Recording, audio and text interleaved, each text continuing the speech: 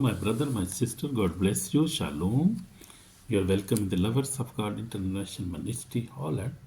God bless you. So today we are going to learn about prayer. How much we must pray and how hard and sincerely we must pray. We will see in the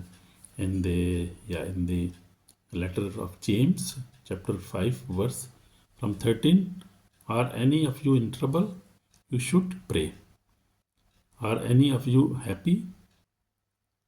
You should sing praises. Are any of you ill?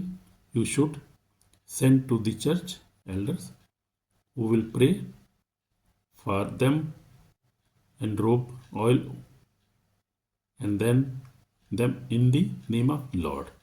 This prayer made in faith will heal the sick. The Lord will restore them to health, and the sins they have committed will be forgiven. Hallelujah. So then, confess your sins to one another and pray for one another so that you will be healed. The prayer of a good person has a powerful effect. Hallelujah. So prayer is very beautiful and very a good thing in our life. We must spend a prayerful life. Hallelujah. Pray every day. Pray every day.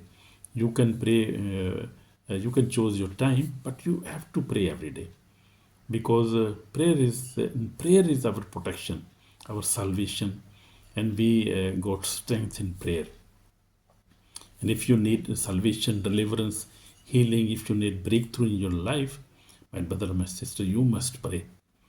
Because we have read that the prayer of the faithful person has a power in that prayer. So we must pray.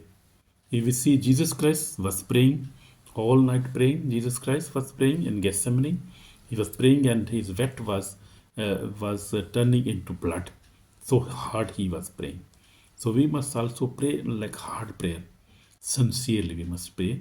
Pray for your family, for yourself, for your church, for your nation. You can pray for everybody. And God will bless you. So have a prayerful life, my brother, my sister.